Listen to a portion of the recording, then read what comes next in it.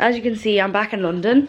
I'm having a really bad mental health today and I'm not sure why, and it's so frustrating.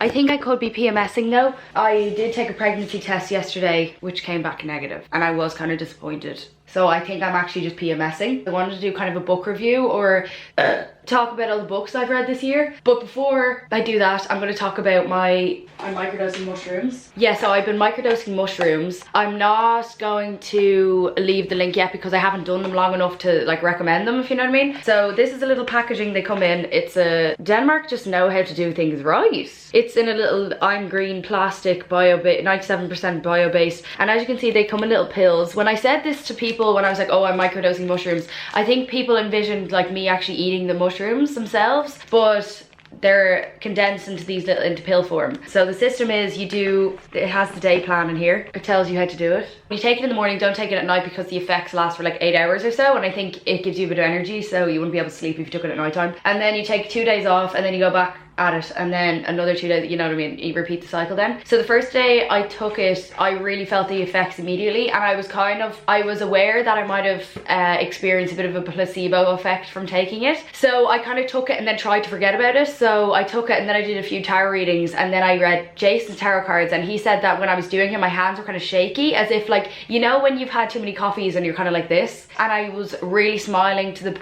point where like my cheeks hurt, but that could be a placebo, I'm not sure. The biggest effect that I felt from it was that usually the inside of my brain is like thinking of 5 things at once. Like for example, I'd be thinking about having to reply to an email, thinking of a poem in my head, what I'm gonna have for dinner, if Jason's okay, I wonder what my mom's doing right now, I miss Forest, oh I have to get this book, I should write that down on my to-do list, I need to edit this thing, what's the next video idea, you know, all those things, like just loads of different things at once, like even when I'm having sex, which is kind of annoying because then I'm just not ever present. But then when I took that, the only thing I was thinking about was the action I was doing in that moment. So for example, when me and Jake, you'll see it in the thing, I actually vlogged the day I was on when I took the first pill, but we went to London Fields and all I was thinking about was like, oh wow, the weather's really nice, I'm happy to be in good company, I'm happy that Jason's here, do you know, rather than being stressed and thinking, you know, anxious about the future all the time. So that's my experience. So I'm excited now to take this tomorrow, and I know there's a whole thing, well I do have a fear of getting dependent on this for my happiness, but at the moment I don't have enough coping mechanisms or skills to be able to make myself better when I am really sad, because I literally cannot function, and if I can't make money I can't pay my rent, and then I'll lose my independence, and then I'll get even sadder. So it is a vicious cycle. So I needed something quick and fast to help me, because I was falling down into an abyss of darkness and self-loathing. I do feel bad today. I am having a bad mental health day, so we'll see now if this works, if it like gets better over time. This is a month's worth of stuff and I've only done 3 days technically, so I'm sure I'll see the full effects soon in a few weeks. So the books I've read this year, so the one that I don't have with me because I gave it to Ellie was probably my favourite one that I read this year. Well, my top 3 definitely was The Hearts of Visible Furies by John Boyne. He wrote The Boy in the Striped Pyjamas. It's a beautiful story. Like, it's just one of those books you do not want to put down. The story is so captivating. The character development is so good. You love and hate each character. I kind of resented the main character, but also loved him because he was a bit more relatable, because he wasn't perfect. And yeah, it was just a really good read. Real easy to read as well. Like, my brain didn't have to pay attention that much. Like, it just I really permeated my skin very easily. I cried like 5 times during the last 50 pages, I'd say. Cried a good few times. Like, cried for 5 minutes after I finished reading it as well. Yeah, okay, and then we'll go over to my other books that I read this year. Let's see now. And what else? And I'll show you what I'm going to read in the next while, and what I am reading currently as well, because that's important too. You need some recommendations. Right. How many books did I read this year? I really love to give myself a challenge, and I feel like I'm taking the joy out of reading by making it a challenge or like a task to complete, rather than just enjoying what I'm doing. But I just can't help it. I have a competitive nature with myself where I have to compare what I was like last year to what I am like this year. So I would have read I read 8 books this year, and that's like bad for me. I'm actually disappointed in myself, but sure. You know, I just get stressed out that there's too much to read in a short space of time.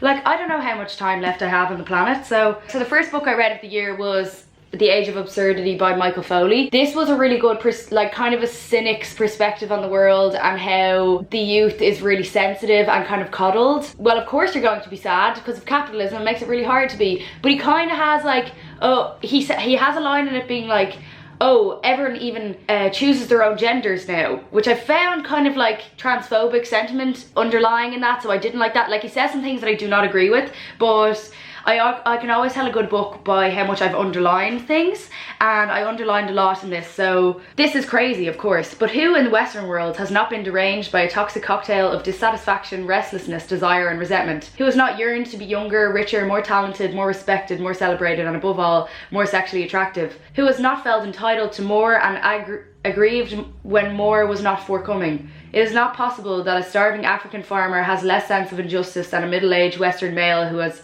never been filleted. He refers to a lot of philosophers, which I found interesting too. So he said, Arendt says, virtuous acts are by definition not meant to be seen. Goodness is invisible and happiness is mute. I also watched that, what's that YouTube page called?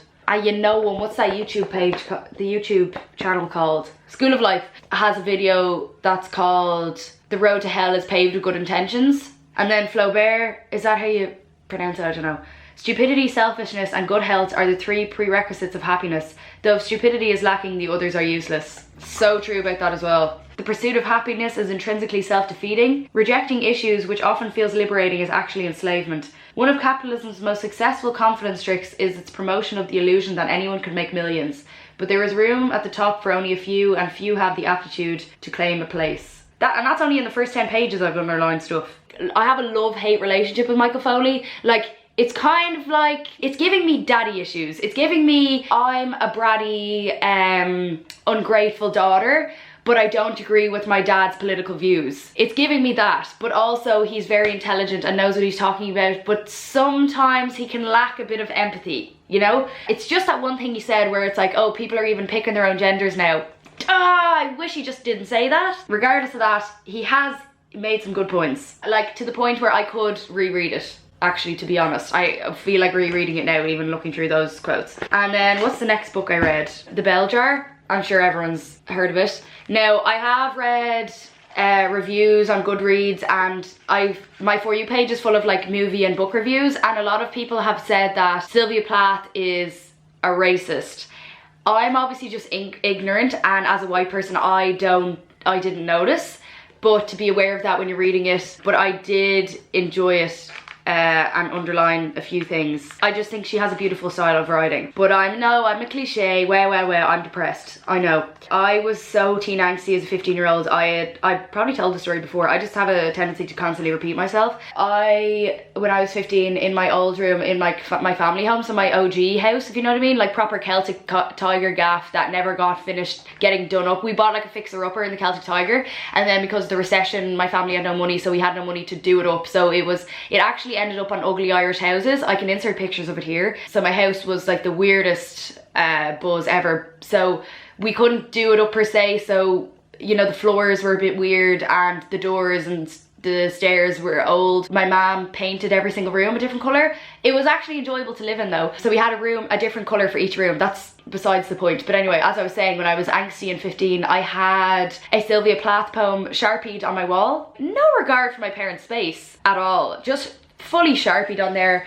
That's what I see a lot on TikTok, but I feel like a prude. But every time I see someone on a TikTok and I can see graffiti on their wall, like spray painted, but I know they live in their parents' house, and it's like, you don't understand the value of property and how your parents are gonna have to paint over that now when you leave. Yeah, there's something that gives me the willies about it, and I know I was at it myself, but this is like grown people who are doing it, spray paint in their bedroom. I sound very old now saying that, but I think it was the poem The Willow Tree. Let me double check. It was something about a tree. Elm tree. Yeah, it was elm tree. If that can give you a taster of what I was like as a defiant tyrant of a teenager. But this copy of Sylvia Plath is actually my dad's. As you can see, it says Sean Moncrief 82, so that's why it's a bit more romantic I think. He obviously had underlined things when he was reading it, which I love about getting books secondhand, because it feels more like the book was lived in. You can read it from the perspective of the previous readers, which is really romantic to me as well, which is like why I underline stuff in my books and then give them to people as well. So the line my dad underlined was, "I thought drowning must be the kindest way to die." Okay, Dad. Okay, Dad with suicidal tendencies. Pop off. Oh yeah, and this is underlined. This is her most iconic line, and I've said this in a video before though. "It wouldn't have made one scrap of difference for me, because wherever I sat, on the deck of a ship or at a street cafe in Paris or Bangkok, I would be sitting under the same glass." What is wrong? I'm actually so, my brain doesn't work when I'm sad. "I would be sitting under the same glass bell jar, stewing in my own sour air." Okay, Sylvia. Another non-fiction book, Girls Will Be Girls by Emer O'Toole. I loved this book. This is my favourite non-fiction book of all time. This and Talking to My Daughter, A Brief History of Capitalism, completely revolutionised my thought process. But this I fucking love. Irish author. She's really funny. She's from Oranmore in Galway, so she uses like Galway slang. I have loads of stuff underlined in this, so let's see what she has. Let's see what some words of wisdom that I found. This one, I love this line. "Suddenly, strangers' interest in my performance of femininity carried an element of shame." So true about this, literally. She talks about her development from appealing to the male gaze and then rejecting any sort of expected roles of femininity from her, and then how it's kind of how it has like negative effects on her mental health, and how it's just an easier experience to appeal to the male gaze and kind of conform into our expected roles. And she talks about capitalism as well. Oh, actually, I have another book that I have read. I remembered it was in my bag. "Instead of looking at obstacles to women's representation in positions of power, we see women choosing to stay out of politics. Instead of looking at a society that places more value on men's narratives than women's narratives and trivialises domestic violence, we see abused women foolishly choosing to stay in violent relationships." Common theme questions posed after a woman has spoke out about her abuse. Well, why did you stay with him? I actually had a therapist say that to me once before, so... In the US, when a heterosexual couple both work full-time, the woman does about 40% more childcare and 30% more housework than the man. Now, I have been partial to this myself, where I just fall into those roles where I want to look after my romantic partner, and it's become a lot more clear to me that it's not necessarily in my inherent nature to look after people, because I do build up slight resentments against him that I am doing it. But at the same time, I'm doing it without asking, but I'm wondering to myself, if I ask him to do something, or if I just never do it, will it be done? Will these things be done with him using his initiative, or without me asking? Because there is a double-edged sword with women, where you want if you're in a heterosexual relationship, you want your partner to be helping out and do things for you, but the thing is, you don't want to be nagging them for it. Because I do all of these things without having to be asked. This isn't airing my dirty laundry, is it? But you know what I mean? I'm sure other people experience the same. I just fall into that role of like wanting to look after, like feed, clothe, wash, everything. I can barely look after myself. I would be wallowing in my own filth if I didn't have a boyfriend. Like, another line, "The men I loved liked me less if I asked to be treated as an equal. I'd been conditioned to desire male approval." This is also something I actually carry a bit of shame for this as well. So in previous relationships where I've asked to be treated as an equal, like, "Oh, maybe don't text other girls," or maybe like, if you're going to a party, maybe invite me if other people are going. If it's not just a lads thing, maybe ask if I can go as well, so I can meet your friends too. Or because I'd bring you out to meet my friends, and yeah, maybe on a night out, like, don't leave me on my own for the whole night. Maybe you could help out with the housework once in a while. All of these things. But then again, you feel like you are a burden, they're gonna leave you, you're less attractive, and then you get the, I'm a bad boyfriend, I can never do anything right. Whereas if I was doing something wrong, I would love the constructive criticism. So then you just end up keeping your mouth shut, and then people will ask you, well, why did you stay with them so long? And then another really poignant line for me, "I subconsciously internalized a belief in male superiority." Now, I've kind of always been, I think, just due to my upbringing, I've been very lucky where I have had a period of having internalized misogyny, of course, as we all do, as being subjugated to the internet. I was going to say to the Instagram. Subjugated to the internet. Women's opinions just are not held as to a high standard as men are, and we see that in politics, where women are seen as hysterical or unrealistic, having unrealistic expectations. All women go through a period of that. Well, men are probably still going through it, but whatever. go through a period of thinking that as well, ridiculing women for having interests that are mainstream or seen as like frivolous or dumb. But I've been lucky in my upbringing, and then also having two sisters has kind of made me more passionate about wanting to be on an equal playing field sort of thing. And I'm not saying, now this is where I know my life could be so much worse. I could be much more marginalised, but I mean, this is the only thing, this is my only injustice that I feel strongly against. I know I'm very privileged and lucky for every other part of my life. I'm not actually complaining, but I know that things could be better. And there's no point, if you know that things can be better, there's no point in keeping your mouth shut, because humans are still progressing. I don't want to seem like a moan. There I am again. Oh my god. People whose gender identity matched their sex were best adjusted, which was about 34% of people. Ben found that the approximately 33% of people who are a mixture of masculine and feminine characteristics, androgynous people, were best adjusted. Later research that bounced off Ben's suggestion that those androgynous people who combine the most positively rated characteristics of masculinity and femininity were the best adjusted of all. The fact that society is so quick to condemn people who don't do their gender right as proof that, on some level, people are aware that gender is a social rather than natural construct. While there are physical differences between men and women, cultural developments have radically transformed what these differences mean. So true about this as well. Boob mania sets up social shame and personal embarrassment around the female body and impedes women's bodily freedom. So true. There's loads of cultures in like different parts of the world where women obviously just walk around naked and that's normal, so boobs aren't sexualized. And if you ask men what turns them on in the bedroom, that wouldn't even be a thing, and that they think the Western world is weird for thinking that boobs are sexy because they're aware of the reproductive organs basically to feed their children. When we conform to beauty ideals, we exaggerate differences between men and women. Our complacency allows the beauty industry to become increasingly exploitative. You haven't changed the structure, but you've given yourself some agency within it. So that's if you know, stop shaving,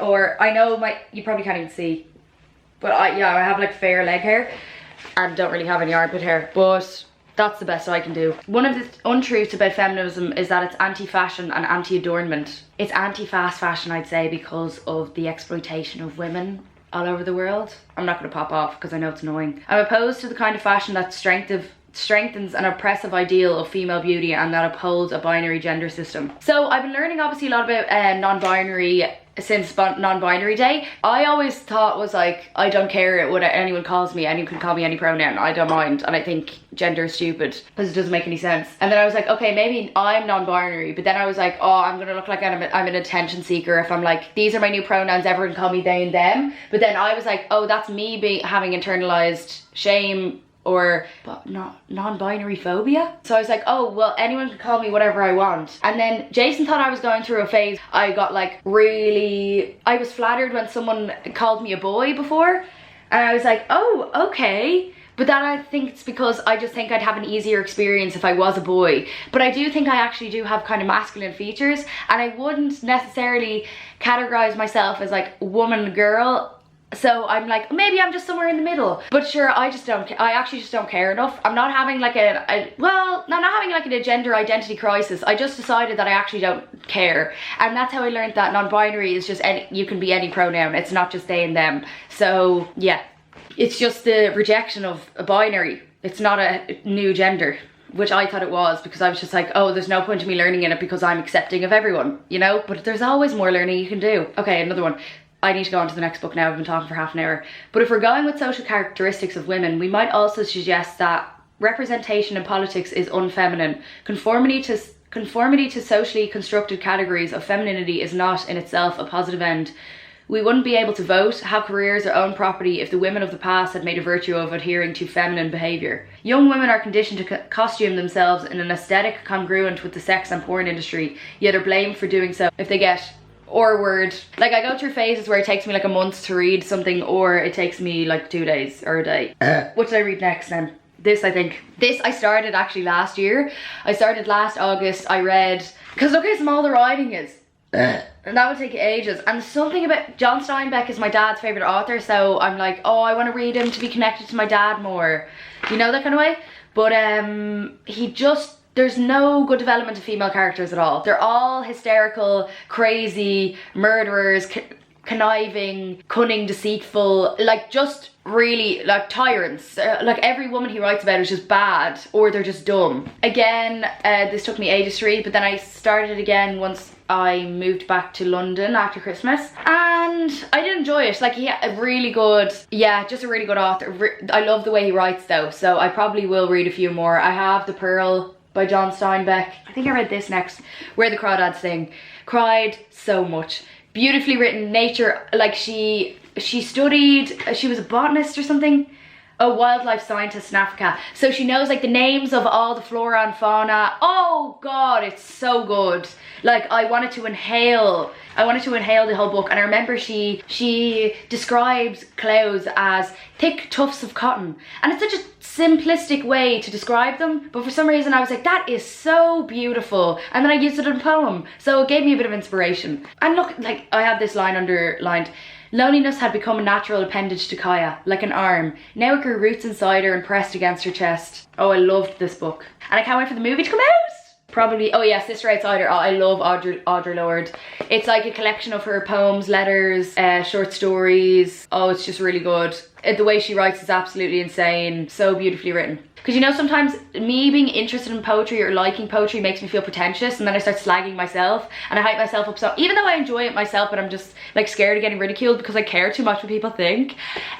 She talks loads about how like poetry is crucial for human development and our expressive natures and how we communicate with each other. So it kind of made me more into it again. I loved this line: our hearts spoke the same tongue. Because she's talking about how she only spoke English, and she was talking to a Russian and they couldn't speak the same language, but they both wrote poetry. So she said our hearts spoke the same tongue. For there are no new ideas, there are only new ways of making them felt. Explanation of poetry where everything has already been written about before, but there's always new ways of writing about it. What I most regretted were my silences. So true. And she talks about feminism, racial injustice within like the writing community as well. Once we know the extent to which we are capable of feeling that sense of satisfaction and completion, we can then observe which of our nation's life endeavours bring us closest to that fullness. When patriarchy dismisses us, it encourages our murderers. When radical lesbian feminist theory dismisses us, it encourages our own demise. She is just a genius. Just kids, finished this in a day. Literally loved every second of this book. I couldn't believe that I had never read it before, but I think it's because it was famous during that time of like pro Anna Tumblr, so it kind of turned me off it a bit. But that could be my own internalized misogyny as well, because I'm like, oh, it was popular among girls, so I don't like it. But I loved it. Oh Jesus, I cried like a baby at the end. Someone texted me on Instagram with a quote from Just Kids that says, Robert Mapplethorpe, the fella at the front. Robert Mapplethorpe was a stranger to no one. Or was it Robert Mapplethorpe was anonymous to no one? I can't remember, something along those lines. But anyway, someone sent that to me and was like, this quote reminded me of you. That's such a it was such a compliment. Oh, I just love Patti Smith. I already talked about this in my last video, so I'm not going to talk about it again. On Earth We're Briefly Gorgeous, such a good book.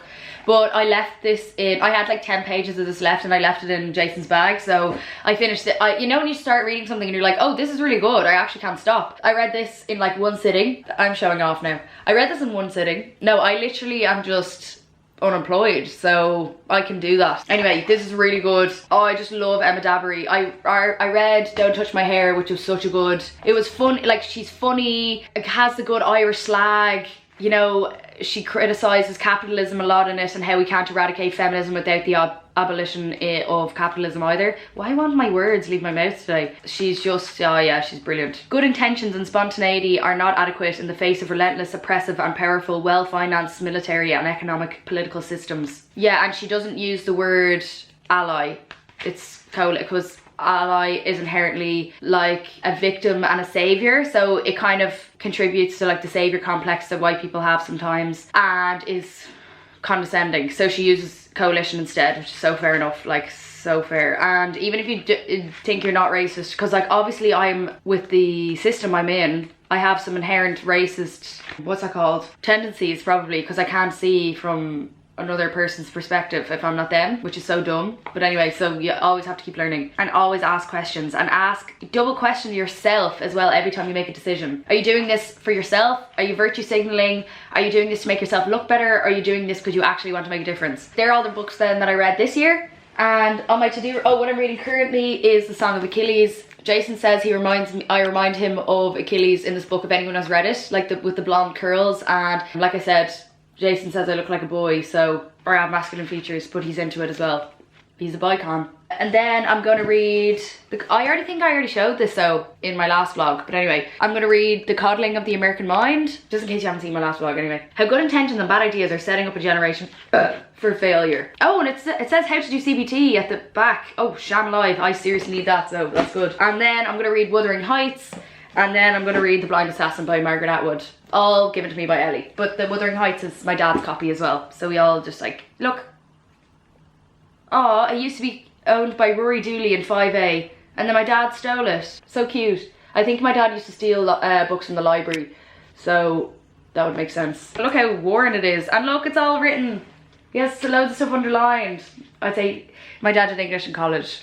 What a feek. If you have read any of those, leave your opinions down in the comments. I'm really bad at reviewing books or like explaining them. I'm just like, yeah, it's good or it's bad. But I really enjoyed them, so if anyone has the same taste of reading as me, I don't know if you do or not. That's kind of a varied selection though, so pick and choose whatever you want. The Heart's Invisible Furies though, I'd really recommend if you're Irish, because it's just a really good depiction of how Ireland was in the 80s and kind of still is currently as well, with being ran by the church and all. I hope you really enjoyed that and have a great day. Hopefully my fan comes today. I ordered a fan, but it hasn't arrived. It's so hot in London, and I tried to tan in there's kind of this like secret garden near me where there's loads of birdies and loads of flowers that no one really goes into. I'm kind of scared of going in London on my own, regardless if it's day or night. And I was lying there in my bikini, thong bikini as well, bit risque. I was already on edge, and then two of the biggest, scariest men I've ever seen in my whole life were walking towards me. So I like quickly got my dress on, and then they were like, you know, when they were like stamping by me. One of them was like, no, you can stay there, love, you can stay there. And I was like, no, it's okay,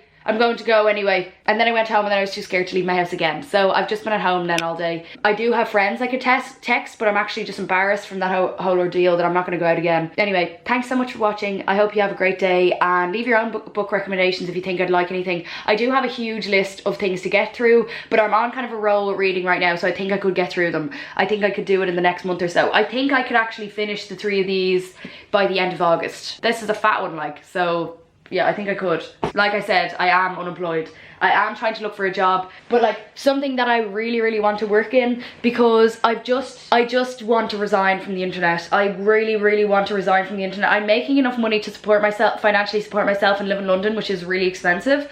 And I am enjoying myself. I do love making videos and literally having friends that I've never met before on the internet. But there's something underlying that's a really deep-rooted insecurity issue with being seen by so many people, even though I know it's actually not a lot, but even if it grew a little bit, I wouldn't be able to handle it, which is kind of when I get in ruts all the time. And then I compare myself to people who have like millions of subscribers, and I'm like, oh, maybe I should be growing still. But then I'm like, but if I was watched by more people, I would actually go insane. It would really scare me. I also can't really handle like getting hate comments. I'm really sensitive, so I do want to resign. So I'm looking for a job, but not until I get something that I know I really like, because I'm scared of like getting a job and then regretting it. But I do think I'd be really good at stuff. I have loads of experience. I would love to be like an influencer manager, because I have been an influencer, and then I think I'd be really good at giving advice to other people who are influencers, because you know it would be good to get a perspective from someone who is an influencer themselves or was one. Social media manager, but again, like I want something where it's like I like the company that I'm working for.